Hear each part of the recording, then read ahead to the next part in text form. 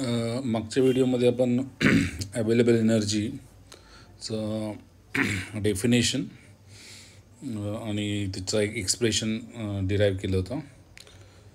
त्यामध्ये मी तुम्हाला हे सांगितलं होतं की available energy is given by Q minus T not delta S.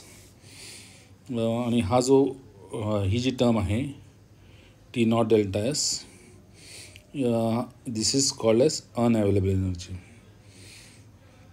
आता मुद्दा असा आहे की अवेलेबल एनर्जी म्हणजे प्रॅक्टिकली काय, तर हे समजून घेण्यासाठी आणि त्या अवेलेबल एनर्जीचा कन्सेप्ट हा रिअल लाईफ सिच्युएशनमध्ये म्हणजे प्रॅक्टिकल जगामध्ये काय आहे हे समजून घेण्यासाठी मी थोडा इथे एक्सप्लेनेशन देणार आहे.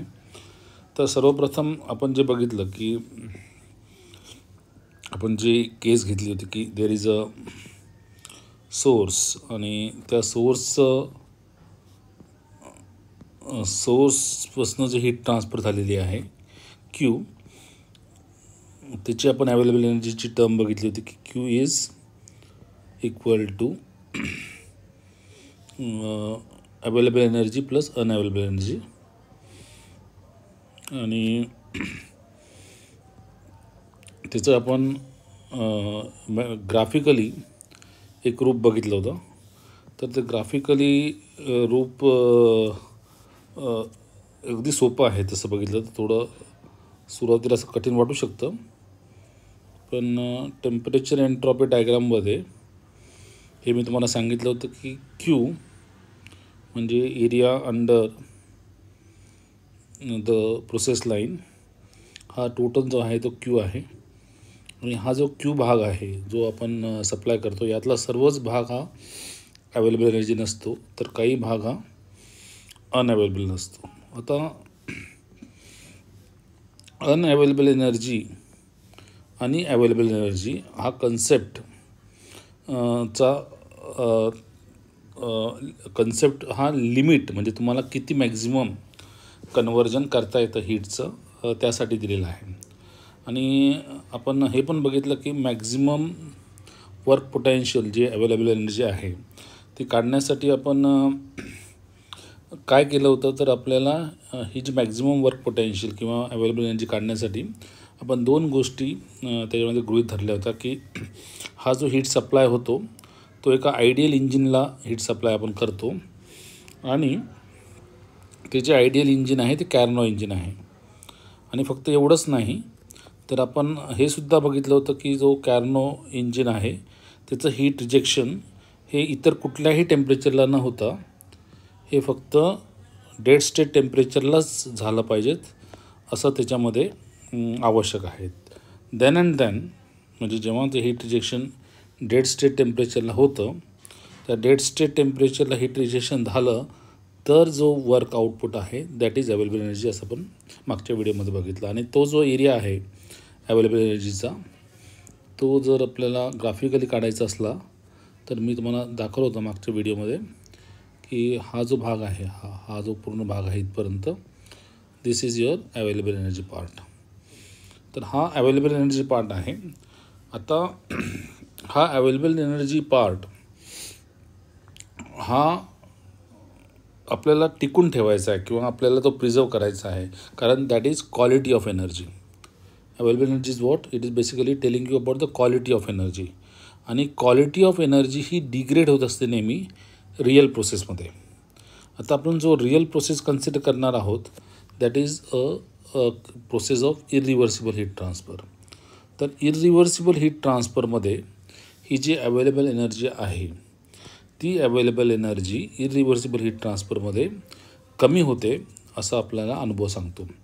तर ती कमी होते किंवा डिक्रीज होते हे कसं सिद्ध करायचं किंवा हे प्रूव्ह कसं करायचं, त्यासाठी आपल्याला परत एकदा मॅथमॅटिकली आणि ग्राफिकली ह्या दोन मेथड्स वापरावं लागतील. तर आपण आता काय कन्सिडर करणार आहोत किंवा काय डिराईव्ह करणार आहोत, we are going to derive that if there is a irreversible heat transfer, then what happens to the available energy. irreversible heat transfer मध्ये अवेलेबल एनर्जी ही डिक्रीज होते. काय होते? It decreases. आता ही डिक्रीज होते हे कशावरनं? तर त्यासाठी आपल्याला पहिल्यांदा इरिव्हर्सिबल हीट ट्रान्सफर म्हणजे काय समजून घ्यायला पाहिजे. इरिव्हर्सिबल हीट ट्रान्सफरचा अर्थ असा की जो सोर्स टेम्परेचर आहे म्हणजे TH धरला आणि ज्या टेम्परेचरला किंवा ज्या सिस्टमला हीट ट्रान्सफर होणार आहे त्या सिस्टमचं टेम्परेचर हे समजा TH डॅश आहे, तर TH मायनस TH डॅश हे ग्रेटर दॅन 0 पाहिजेत आणि हे ॲप्रिशिएबली ग्रेटर दॅन 0 पाहिजे म्हणजे फायनाईट पाहिजेत. हे जर फायनाईट असेल म्हणजे जर मोजता येण्यासारखा असेल तर हा जो हीट ट्रान्सफर असतो तो इरिव्हर्सिबल हीट ट्रान्सफर असतो. आणि रिव्हर्सिबल हीट ट्रान्सफर म्हणजे काय? रिव्हर्सिबल हीट ट्रान्सफर म्हणजे हा जो TH आहे तो TH आणि TH dash TH minus TH dash यामध्ये जो डिफरन्स आहे तो ऑलमोस्ट 0 असतो. तर हे रिअल लाईफमध्ये रिव्हर्सिबल हीट ट्रान्सफर कधीच शक्य नाही, राईट. पण हा कन्सेप्ट आहे. So concept you have to understand की रिव्हर्सिबल हीट ट्रान्सफरचा अर्थ काय की TH minus TH dash is almost 0. तर आपल्याला आता रिव्हर्सिबल हीट ट्रान्सफरबद्दल नाही बोलायचं आहे, तर आपल्याला इरिव्हर्सिबल हीट ट्रान्सफरमुळे अवेलेबल एनर्जीचं काय होतं ते समजून घ्यायचं आहे. तर हे समजून घेण्यासाठी आपण काय करणार आहोत? पहिल्यांदा आपण अवेलेबल एनर्जी ही TH ह्या टेम्परेचर लेवलला काढणार आहोत आणि नंतर आपण अवेलेबल एनर्जी किंवा डॅश म्हणू ॲट TH डॅशला काढणार आहोत. ओके. आणि मग त्या दोघांची तुलना करून कुठली जास्त आणि कुठली कमी हे आपल्याला समजून घ्यायचं आहे. तर अर्थातच ही कमी होणार आहे हे मी तुम्हाला सिद्ध करून दाखवतो आहे. तर ही अवेलेबल एनर्जी काय आहे? तर याचं डेफिनेशन किंवा याचं मॅथमॅटिकल एक्सप्रेशन आपण बघितलं होतं मागच्या वेळेस. It is Q minus T0 delta yes. आता हे कसं आलं होतं? तर हे एक्सप्रेशन काढण्यासाठी आपण काय केलं होतं की असं ॲज्युम केलं होतं की हा जो हीट ट्रान्सफर होतो आहे तो कॅरनॉट इंजिनला होतो आहे आणि तो कॅरनॉट इंजिनला झाल्यानंतर त्याचं जे इंजिनचं वर्क आउटपुट आहे दॅट इज अवेलेबल एनर्जी. म्हणजे असं म्हणजे हा जो हीट ट्रान्सफर झाला आहे तो एका कॅरनॉट इंजिनला झालेला आहे आणि याच्यामधनं जे वर्क आहे हे T0ला रिजेक्ट झालं आहे आणि याच्यातनं जे वर्क आहे that is your Q minus जे हा पूर्ण टर्म ही जी पूर्ण टर्म आहे that is your work. Okay. हे कसं आलं? तर हे 1 minus T0 by T into Q हे सॉल्व करून आपण हे असं आणलेलं आहे. तसंच आता आपल्याला अवेलेबल एनर्जी आहे TH डॅश काढायचं आहे. तर TH डॅश म्हणजे सिस्टम जी आहे ती TH डॅशला आहे आणि त्याची अवेलेबल एनर्जी काढण्यासाठी आपण परत एकदा असं हायपोथेटिकल इंजिन ॲज्युम करायचं म्हणजे कॅरनॉट इंजिन ॲज्युम करायचं आणि आपल्याला हे इंजिन TH डॅश आणि डेड स्टेट टेम्परेचरमध्ये ऑपरेट करायचं आहे. म्हणजे हे ॲक्च्युली नाही तर हे डोक्यामध्येच करायचं आहे. सर्व जे काही आपल्या डोक्यामधल्या कल्पना करायच्या आहेत. तर याचा जो वर्क आउटपुट असणार आहे W डॅश अशा वेळेस की आयडियल इंजिनला समजा तुम्ही हा हीट Q दिला आणि अर्थात आता सोर्स टेम्परेचर बदललं आहे ते TH डॅश झालं आहे. तर अशा वेळेस त्याची अवेलेबल एनर्जी कशी काढणार? तर by assuming that heat is given to a Carnot engine and that engine is operating between TH dash आणि T0. या दोघांमध्ये जे इंजिन ऑपरेट झाल्यानंतर त्याचा जो वर्क डॅश आहे that is available energy new म्हणजे AE डॅश. तर AE डॅश काय येणार आहे? परत it will be 1 minus T0 upon TH dash. Okay. इथे TH होतं, इथे TH डॅश अपॉन Q आणि हे सॉल्व केल्यावरती तुम्हाला दिसेल it is Q minus T0 Q upon TH dash आणि डेफिनेशन ऑफ एंट्रॉपीमुळे आपल्याला असं कळेल की that is Q minus T0 into delta yes dash. आता हे जर आपल्याला लक्षात नीट आलं असेल की काय की अवेलेबल एनर्जी अगोदर किती होती? ती अवेलेबल एनर्जी अगोदर होती Q minus T0 delta yes he available energy होती अगोदर. आता किती झाली? आता झाली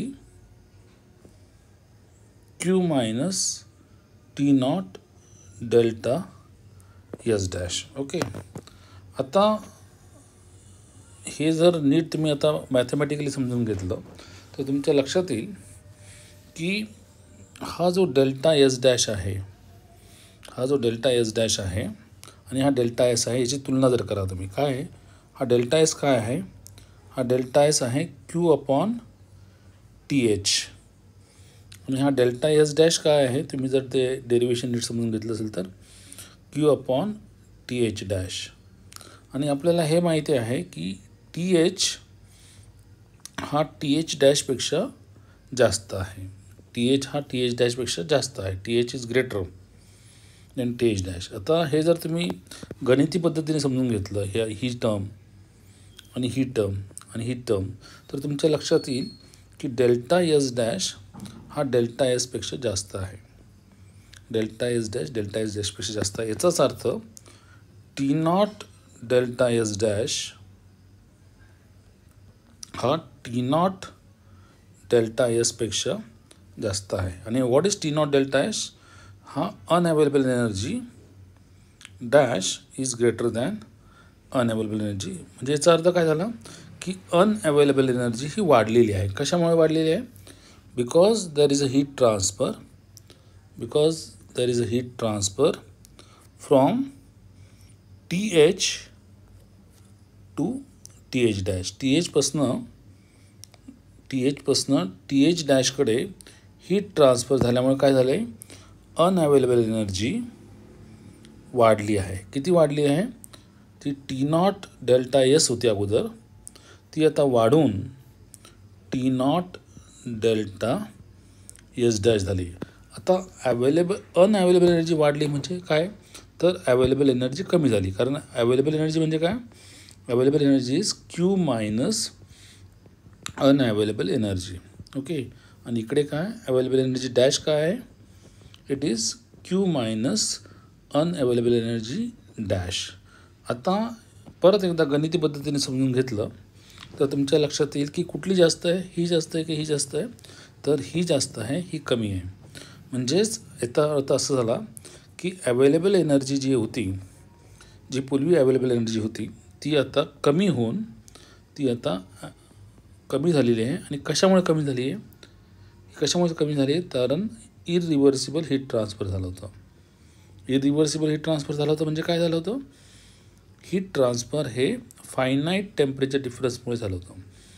आता हेच आपल्याला जर जॉमेट्रीच्या मदतीने समजून घ्यायचं असेल तर आपल्या लक्षात असेल की हा जो आहे, हा जो भाग आहे that is your T H, this is T not, हा यस, आणि हा जो भाग होता हा होता तुमचा अवेलेबल एनर्जी. आता काय झाला आहे, तो टी एचच्या ऐवजी टी एच डॅश झाला. म्हणजे आता तुमचा जो डेल्टा एस हा कमी होता तो आता डेल्टा एस वाढला आहे, डेल्टा एस वाढला आहे, डेल्टा एस डॅश इतका झालेला आहे. आणि डेल्टा एच डॅश इतका झाला आहे म्हणजेच तुमची अनअवेलेबल एनर्जी इतकी वाढलेली आहे. This is increase in unavailable energy. आणि हीट ट्रान्सफर किती आहे, हीट ट्रान्सफर सेम आहे, परंतु हीट ट्रान्सफर ही टी एच डॅशला झालेली आहे, टी एच डॅशला झालेली आहे. तर हा जो पूर्ण समजा याला आपण काहीतरी अल्फा नाव देऊ, हा स्मॉल ए म्हणू, हा स्मॉल बी म्हणू, याला स्मॉल सी म्हणू, स्मॉल सी, आणि हा स्मॉल डी म्हणू, आणि याला आपण ए डॅश म्हणू, बी डॅश म्हणूया आणि सी डॅश म्हणूया. तर आपल्या लक्षात येईल की ए बी सी डी जो एरिया होता that was the heat transfer, आणि that is also equal to area A dash B dash C dash D. आता हा का इक्वल आहे, कारण हीट लॉस होत नाही आहे, there is no heat loss, heat तेवढीच होते. म्हणजे सोर्समधनं जी हीट होते, सोर्समधली जी हीट आपण बघितली, तर हा जो हीट आहे ती जी सोर्सने दिलेली आहे तीच सिस्टमला पोचलेली आहे, म्हणजे there is no heat loss. पण मग काय झालेलं आहे, हीट लॉस तर झालेलं नाही. पण काय झालेलं आहे, तर heat loss is 0, but there is a irreversible heat transfer, म्हणजे टेम्परेचर लेवल डिक्रीज झालेली आहे. There is a irreversible heat transfer. आणि त्याच्यामुळे काय झालं, हा जो डेल्टा एस डॅश आहे हा वाढला आहे ॲज कम्पेअर्ड टू दिस, किंवा T not delta S dash आहे हा वाढलेला आहे compare to T not delta S. आणि याचाच अर्थ असा आहे की अनअवेलेबल एनर्जी ही वाढलेली आहे. And this is given by this T not delta S dash वजा टी नॉट डेल्टा एस. ही झाली increase in unavailable energy. Okay, आता इंक्रीज इन अनअवेलेबल एनर्जी याचाच अर्थ असा की अवेलेबल एनर्जी ही जर अनअवेलेबल एनर्जीशी लिंक्ड आहेत, म्हणजे कशी लिंक्ड आहेत, तर available energy plus unavailable energy is equal to Q, right. आणि जर ही वाढली, ही जर वाढली तर याचा अर्थ ही डिक्रीज झाली, म्हणजेच अनअवेलेबल एनर्जी ही वाढली. कशामुळे वाढली, because of irreversible heat transfer. Irreversible heat ट्रान्सफरमुळे अनअवेलेबल एनर्जी वाढली. याचाच अर्थ असा झाला आहे की तुमची अवेलेबल एनर्जी, अनअवेलेबल एनर्जी वाढली म्हणजेच अवेलेबल एनर्जी ही कमी झाली. अवेलेबल एनर्जी कमी झाली. कशामुळे कमी झाली, इरिव्हर्सिबल हीट ट्रान्सफरमुळे कमी झाली. आणि कितीने कमी झाली, decrease in available energy is equal to increase in unavailable energy is equal to T not into delta S dash minus delta S. म्हणजे कुठला एरिया, म्हणजे हा जो एरिया आहे, हा जो एरिया आहे, हा जो एरिया होता, तर ह्या एरिया, हा जो एरिया आहे दॅट वुड रिफ्लेक्ट, मी जर ब्लॅक पेन वापरतो, हा जो एरिया आहे this is going to reflect increase in unavailable energy और डिक्रीज इन अवेलेबल एनर्जी. तर थोडक्यात आपण काय शिकलो, आपण असं शिकलो की because of irreversible heat transfer. Irreversible heat transfer म्हणजे काय, की हीट ट्रान्सफर जर फायनाईट टेम्परेचर डिफरन्स थ्रू झालं तर काय होतं, इरिव्हर्सिबल हीट ट्रान्सफरमुळे अनअवेलेबल एनर्जी वाढते आणि अवेलेबल एनर्जी डिक्रीज होते. याचा अर्थ काय, सोप्या भाषेत सांगायचं असेल तर क्वालिटी जी आहे एनर्जीची, क्वालिटी ऑफ एनर्जी जी आहे ती घसरते. म्हणजे जरी एनर्जी लॉस झाला नाही तरी because of irreversible heat transfer एनर्जीची कार्यक्षमता म्हणजे क्वालिटी, त्याचा दर्जा हा घसरतो. आणि हे फार इंटरेस्टिंग आहे कारण याच्यामध्ये हीट लॉस शून्य आहे. There is no energy lost, no energy lost. Okay, but what is lost, the quality is lost, the quality is lost. And this is exactly what the concept of available energy is about. It tries to give you a numerical value to the quality of energy. It will quantify the quality of energy. I hope that this is understood very, very clearly.